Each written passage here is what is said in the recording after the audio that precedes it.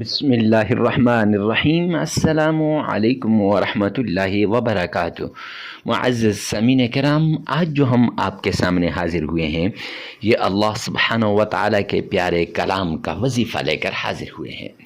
اسے اسم اعظم کہا جاتا ہے، اور اس اسم اعظم کے ذریعے سے بزرگان دین اپنی ساری مشکلات کو دور کرتے ہیں۔ اس اسم اعظم کو اپنے خاص مریدوں کو دیتے ہیں، اور وہ مرید اس اسم اعظم کے ذریعے سے اپنی ساری مشکلات کو دور کر دیتے ہیں۔ معزز سامعین کرام، یہ ایسا اسم اعظم ہے کہ جس اسم اعظم کی بدولت ہر تکلیف دور ہوتی ہے، ہر مصیبت سے نجات ملتی ہے، ہر تکلیف سے چھٹکارا ملتا ہے۔ جو شخص اس اسم اعظم کو اپناتا ہے، اللہ کے دربار کے سارے دروازے اس کے لیے کھل جاتے ہیں، اللہ کے خزانوں کے دروازے کھل جاتے ہیں۔ اور جو شخص اس اسم اعظم کو ایک خاص طریقے سے، جیسے آگے چل کر ہم آپ کو ویڈیو میں بتائیں گے، اس طریقے سے پڑھتا ہے، اللہ رب العزت اس کی ساری مشکلات کو دور فرما دیتے ہیں۔ معزز سامعین کرام، یہ ایسا اسم اعظم ہے کہ اس اسم اعظم کی بدولت انسان کی مشکلات دور ہو جاتی ہیں، اور اس کے ساتھ قرآن پاک کی وہ صورت ہے جس کے ذریعے سے اللہ سبحانہ و تعالی بندے کی ساری ٹینشنوں کو دور کر دیتے ہیں۔ اگر میں یوں کہوں تو غلط نہ ہوگا کہ یہ قسمت کو بدلنے والا عمل ہے، یہ تکلیفوں کو دور کرنے والا عمل ہے، یہ بے اولاد جوڑوں کے لیے نایاب اور آزمودہ عمل ہے، ایسا انمول عمل ہے کہ آپ سوچ بھی نہیں سکتے۔ جو شخص اس عمل کو کرتا ہے، اللہ کریم اس کی خالی جھولی کو بھر دیتا ہے۔ جو شخص اس عمل کو کرتا ہے، اللہ کریم اس کی ساری مشکلات کو دور کر دیتا ہے۔ تو آپ کو بھی چاہیے جلدی سے پہلے، فوراً سے پہلے اس عمل کو کریں۔ اور عمل کو کرنے سے پہلے ایک ریکویسٹ کرتا چلوں، ویڈیو کو ثواب کی نیت سے صدقہ جاریہ سمجھ کر آگے شیئر کرنا مت بھولیے گا، اور کمنٹ سیکشن میں یہ لکھیں، یا رب ذوالجلال تمام مسلمانوں کی تمام پریشانیوں کو دور فرما دے۔ جب آپ یہ لکھیں گے تو اللہ سبحانہ و تعالی آپ کی ساری مشکلات کو دور فرما دیں گے۔ معزز سامعین کرام، اب چلتے ہیں ان شرائط کی طرف جن سے دعائیں قبول ہوتی ہیں، جن سے وظائف قبول ہوتے ہیں، جن سے عبادات قبول ہوتی ہیں۔ تو غور سے سنیے گا، اور اس کے بعد عمل کو غور سے سن کر پھر اسی کے مطابق عمل کرنا ہے۔ شرائط میں سب سے پہلی شرط، اللہ سبحانہ و تعالیٰ کے حضور آپ نے حلال کمانا ہے، حلال کھانا ہے، حلال پہننا ہے۔ کیوں؟ سرور کونین نے فرمایا، الکاسب حبیب اللہ، محنتی اللہ کا دوست ہے، اور آپ نے محنت کرنی ہے۔ اور دوسری ایک حدیث پاک میں سرور کونین نے فرمایا، جو شخص حرام کا ایک لقمہ کھاتا ہے تو 40 دن تک اس کی کوئی عبادت قبول نہیں ہوتی، نہ نماز قبول ہوتی ہے، نہ اس کی اور کوئی عبادت قبول ہوتی ہے۔ تو معزز سامعین کرام، اگر آپ نے حرام کھا لیا تو پھر آپ کی عبادات قبول نہیں ہوں گی، تو وظائف کہاں سے اثر کریں گے؟ تو وظائف کے مؤثر ہونے کے لیے پہلی شرط حلال کمانا، حلال کھانا، حلال پینا اور حلال پہننا ہے۔ تو اس لیے آپ نے پہلی شرط پر عمل کرتے ہوئے حلال کمانا ہے، حلال کھانا ہے اور حلال پہننا ہے۔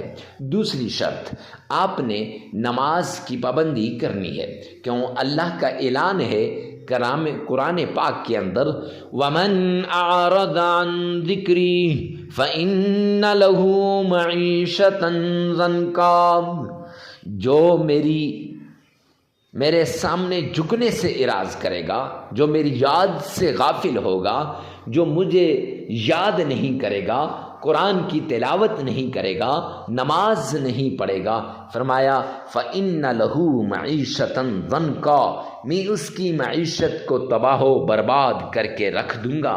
تو جب اللہ کسی کی معیشت کو تباہ و برباد کر دیں تو کوئی ہے جو اس کی معیشت کو صحیح کر سکے؟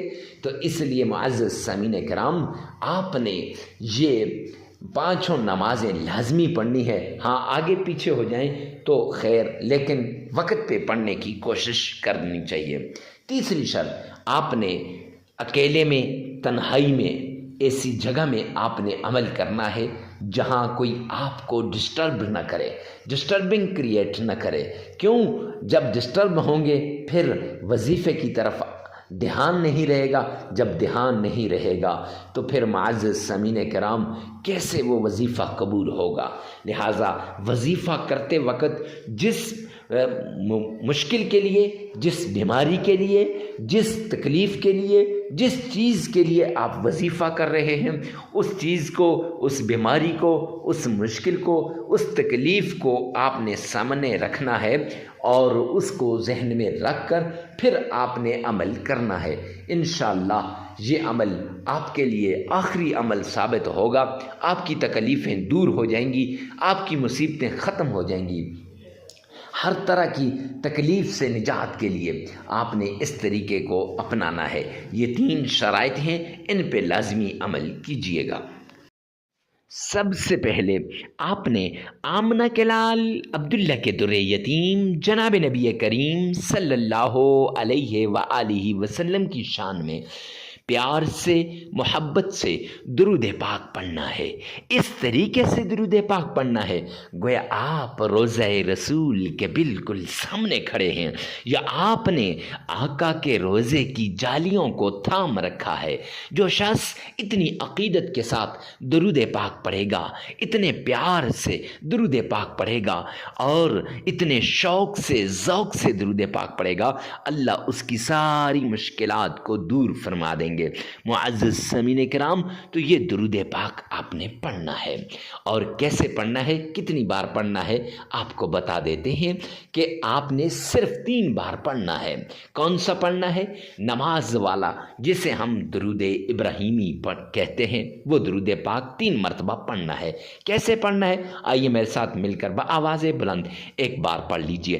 اللہم صلی علی محمد وعلى آل محمد كما صليت على إبراهيم وعلى آل إبراهيم إنك حميد مجيد اللهم بارك على محمد وعلى آل محمد كما باركت على إبراهيم وعلى آل إبراهيم إنك حميد مجيد۔